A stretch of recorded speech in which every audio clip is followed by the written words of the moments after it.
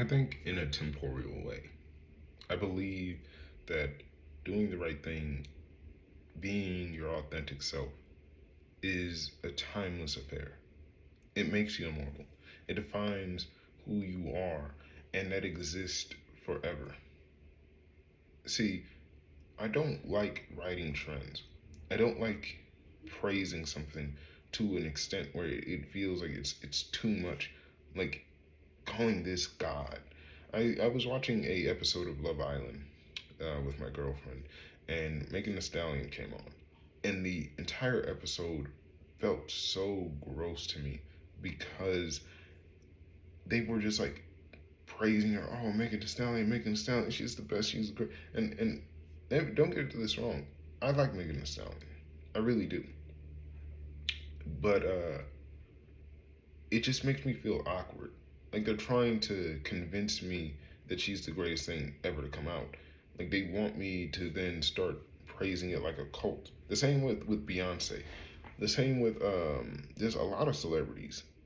Celebrity culture is trying to induct me and trying to make me think that it's okay to give all this undue praise to the celebrity for doing something with you know it's very elegant, but deserving like there's no one else capable or able or the high achievement. What they do is they get very talented people and they breed them to be very talented, to maintain at this high performance. But they give them some of the best tools, space, time, and load them with finances and money that most people would not be able to obtain. To kind of use as an example, like a Nerf commercial. I've talked about it before, how a Nerf commercial can make playing with the Nerf gun so much fun. But it's the lighting, staging, it is the environment that they chose. Uh, when you're a kid or you look at the product, you are not looking simply at the actual product that you're going to buy. You're looking to buy the stage. You're looking to buy the happiness. You're looking to buy the friends, and that is intrinsically the issue. That is way too much that you would need to buy, and then have the perfect settings and conditions, and you're only looking at like let's say a 30-second clip that filled your brain with dopamine, like oh exciting, exciting, rush, colors, bam, boom, music, that when you actually get it you realize that the music isn't there, the lighting isn't there, the hurdles aren't there, or even if you did buy all of that, are you able to jump over those hurdles? Are you able to play the game like that? Are your friends also just as physically fit or looking as such?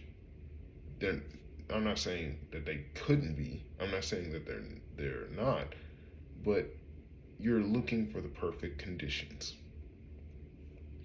And so getting back to like how that fits in with celebrities, you're comparing yourself just in a negative way to like I can never be this. So the best I can do is support that. I want to be this. I can't be this. Not unless I do this or follow every step or listen to everything that they say. Um, because like if I praise this, they'll give me some sort of insider knowledge. If I praise this, they will be benevolent. I don't know how to say the word, but and then they will bestow onto me the knowledge. But that's not true. They're not God. Um, or they in a way they are. And I was reading like the premonition, Indian philosophy, and I realized that when they spoke about it, they spoke about God. They spoke about like God's. Um, they like before the earth was made, like humans were there, and then gods came, or gods were there before, and then humans came. But gods and humans have always been a separate thing. That the humans kind of create God. They are on they are on par with it when we are collective. We can kill gods. That's why I love the God of War series. What does it mean to kill a god? What does it mean for a god to be born?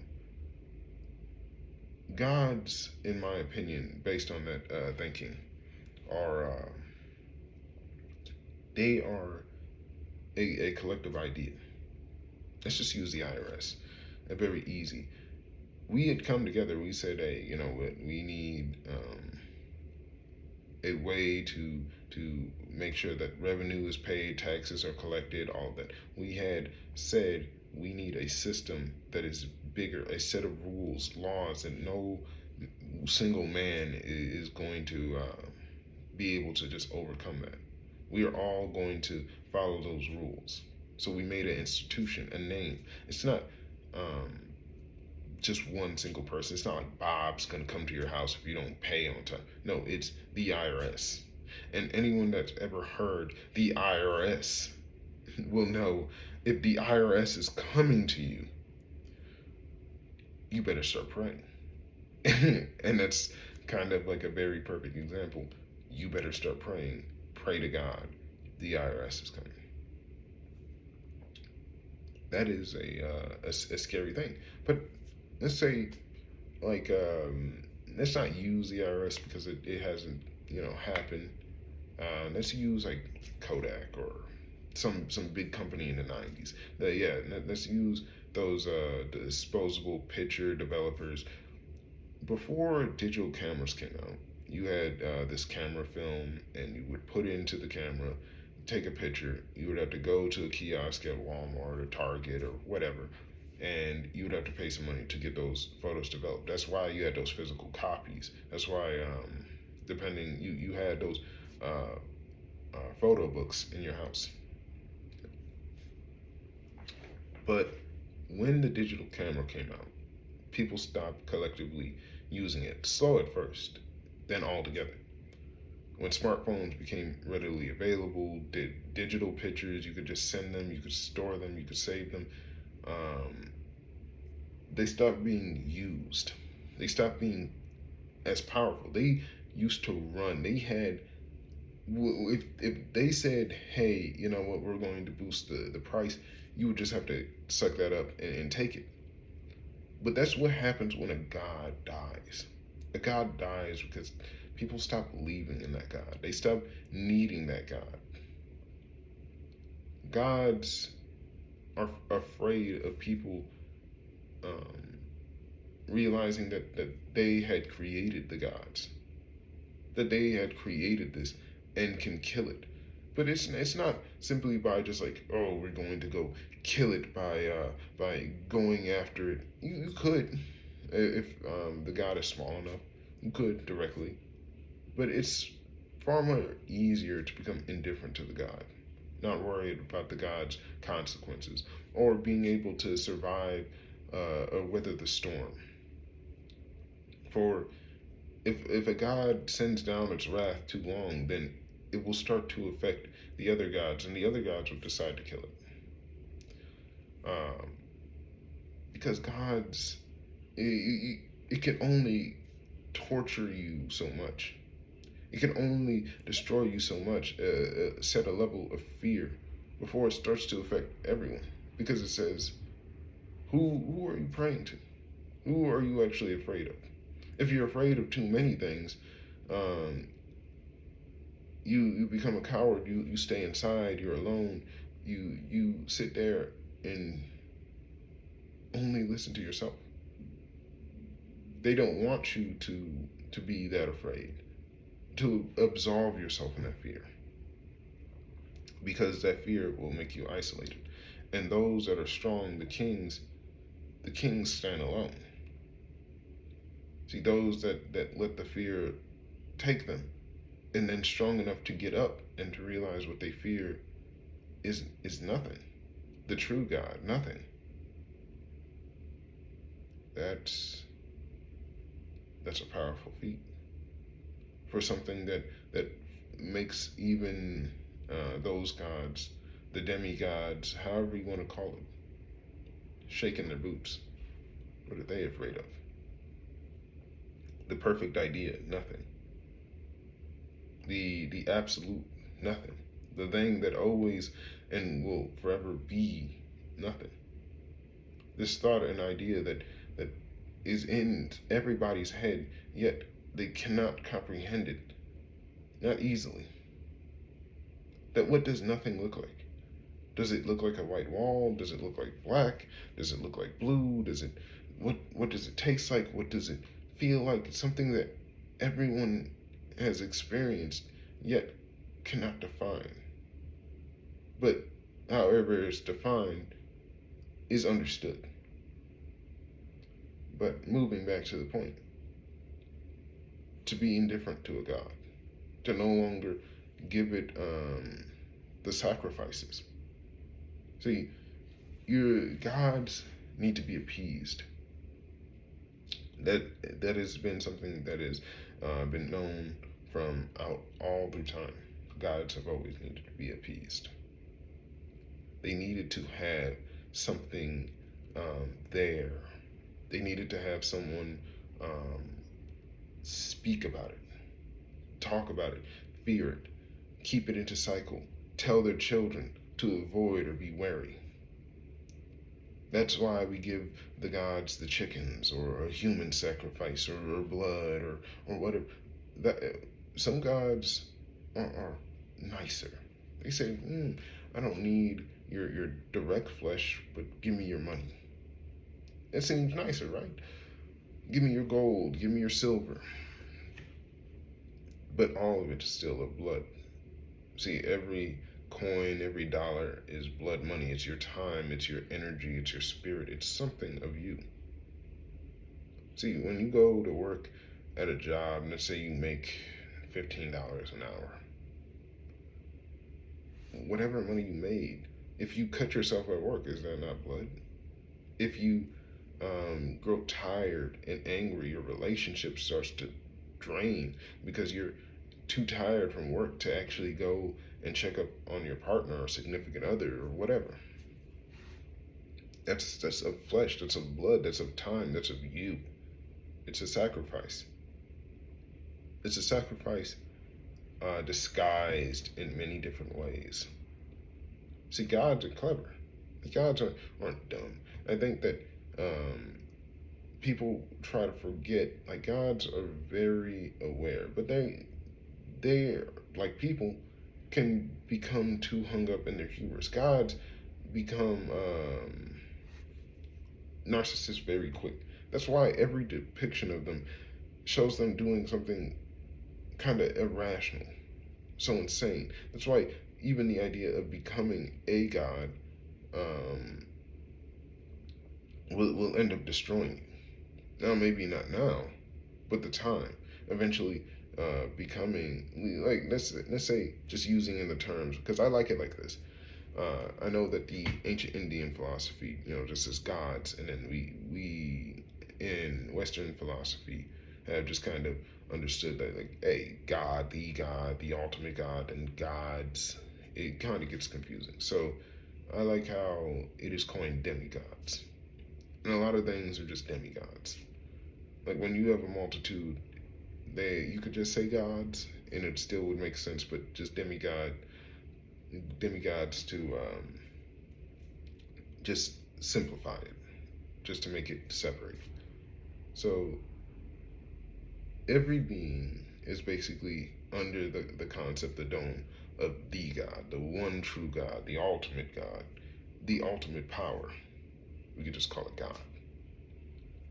Demigods control a high level of power, but they need humanity to, balance itself out to continue to store that power. Something doesn't come from nothing. It comes from something. So it takes, it gives, it cycles.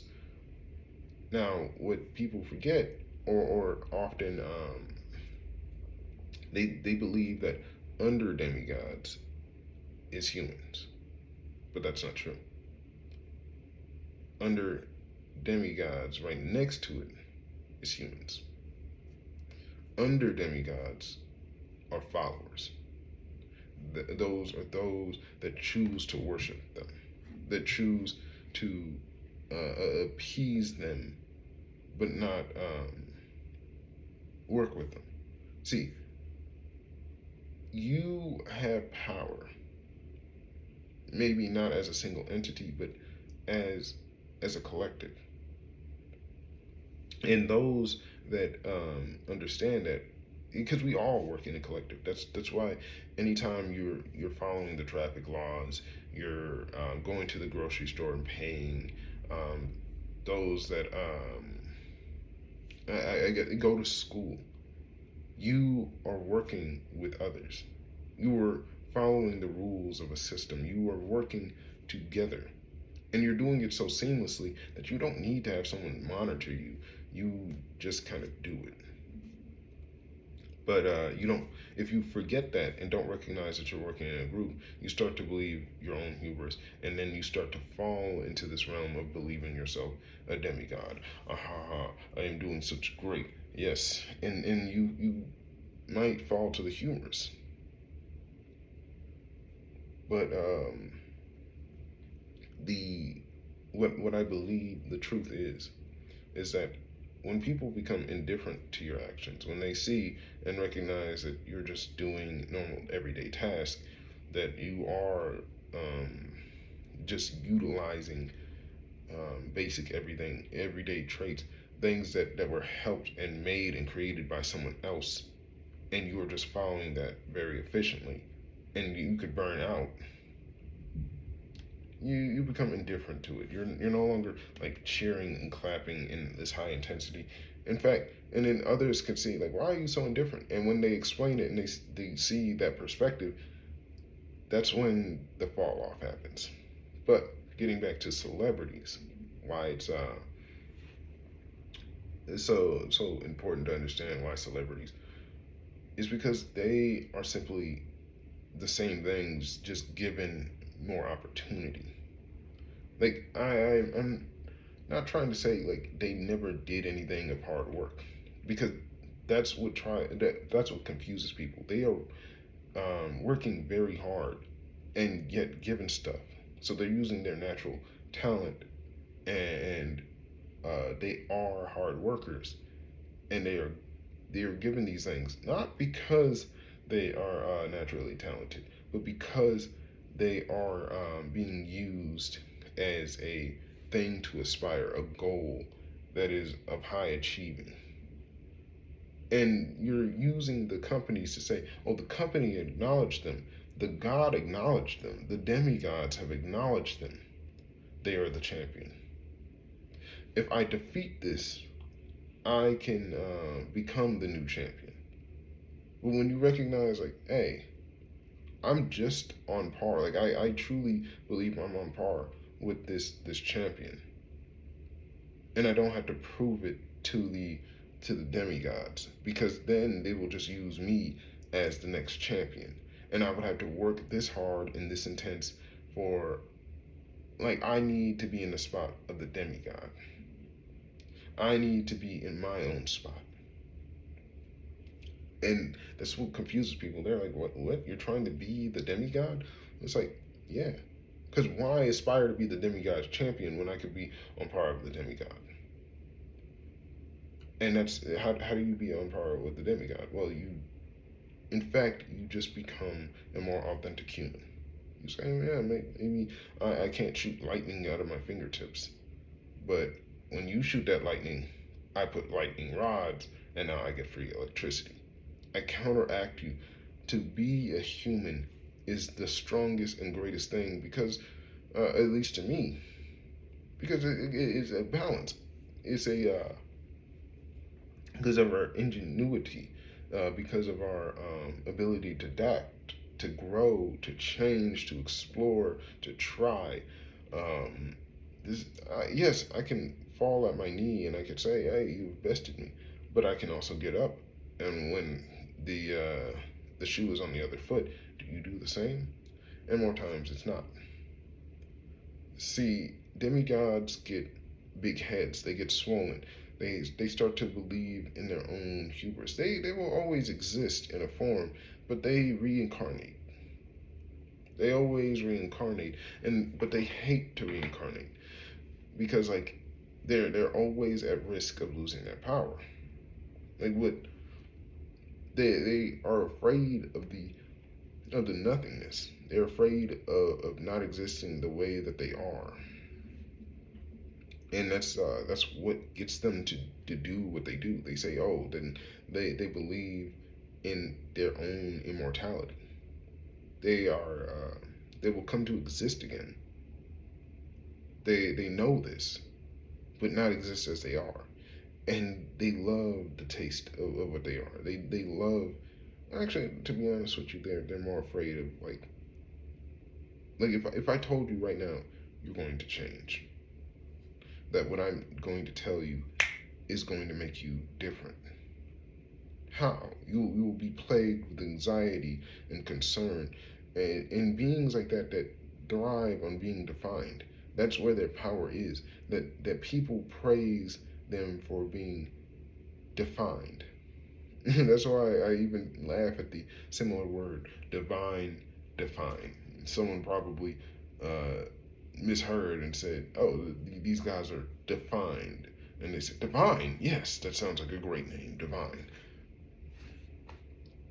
We praise them for staying the same, but when they need to change, we don't. They don't get as much praise. They say, "Oh, we always have been like this." But when you start to notice that they are changing, when you start to notice that they're no longer existing as they were, that they are no longer operating as they were, then you even start to question their power. How strong are you? See, if you are so strong, why don't you just stay the way that you were? If you're so strong, why gain any more power? You already gained all the power you could. Everything is a double-edged sword. Any company that strives to gain more power also has the chance to lose it. And because where are they taking the power from? And when you feel weaker, it's actually good. Feel weaker, because ask yourself, did you feel this weak before? When you see a company so big, so large, then I would say, did it get bigger? So can I get bigger? I don't want to become that. I say I want to be myself. Like, look at it. Like those that strive to become the demigods, the companies, the businessmen, do they look happy? What did they lose? What did they become?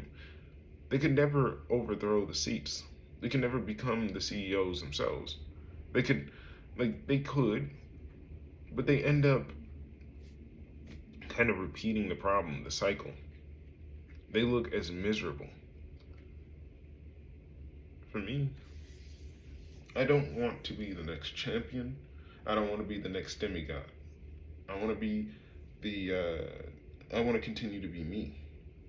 See, that's why I have no enemies when it comes to the demigods. I don't see them as as necessarily bad. I say it's something to even be aspired from, and in that they get my praise.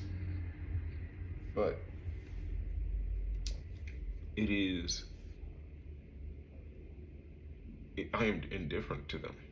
When they die, I do not cry. I do not weep. I do not mourn. Oh no, Kmart is gone. My childhood. Oh no, Call of Duty is not the same. My childhood. Oh my God. And this celebrity woman is married. I will never get my chance.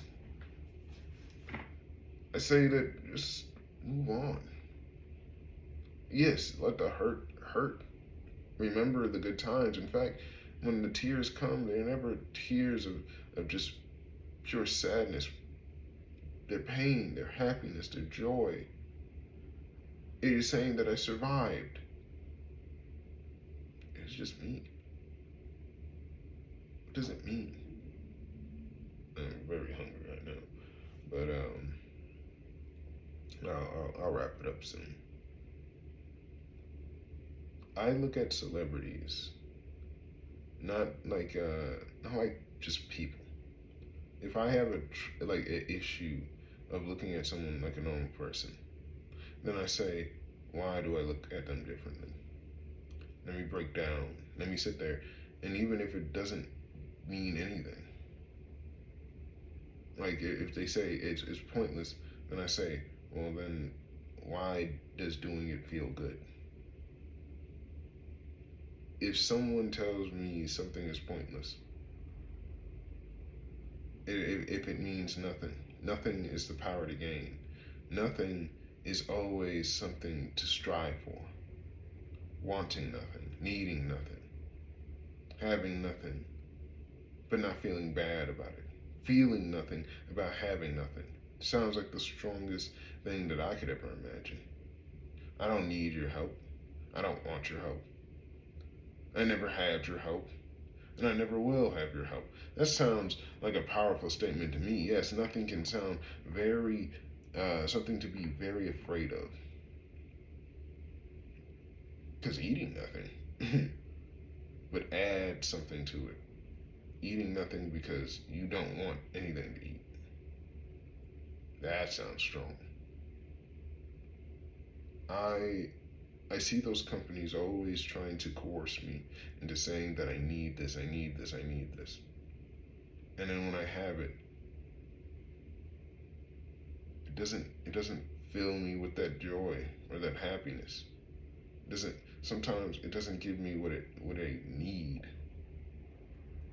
And that feeling of just like of removing that pain, of removing that struggle, that suffering. I needed to take it away. That's the companies are giving you something. I want to say that they are. Those celebrities are giving me feelings, but I think that asking yourself, what is it that you truly desire? Realizing that talking to yourself and praying is like a deep. It's just a meditation, listening to that being inside you. That is why I like the biblical stories of like I don't listen to the Bible all the time.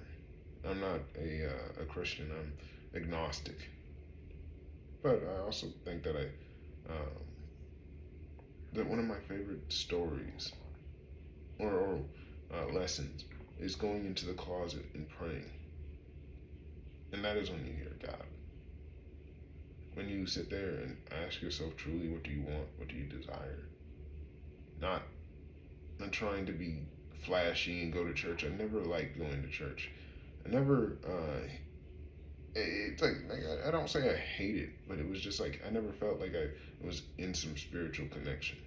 I felt like people I could have just started dancing and people would just hype me up and say yes Jesus, and I'd start saying yes Jesus, and I would just do what others expected me to do, but not what I really wanted.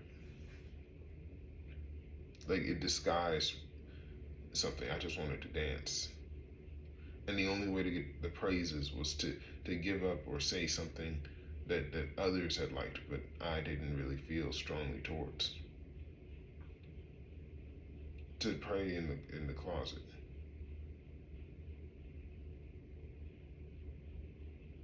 That that's intense.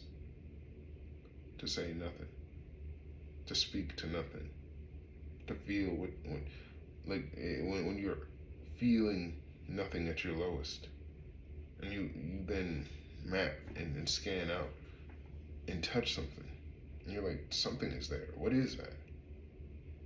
Is it anger? Is it pain? Is it hurt? Is it happiness? Nostalgia? What is it? And figuring out what it is to return you to nothing, to return you to not feeling numb, but nothing. To say, okay, well, how do I, if nothing is here, then how do I add happiness? How do I add anger or frustration without adding murderous intent? Math, science, history, all of this education, all of this as it runs, as it speeds, as it processes in my mind. How do you gain these things? How do you include these things? And you have to speak to nothing to get it. It's the most beautiful, the most pronounced, the most defined, the most exhilarating thing. Trying to figure out how to add or subtract or include in your own life. I don't want to be a demigod. I want to be myself. I don't want to. I don't want to be anything else but myself. With that being said, I'm done.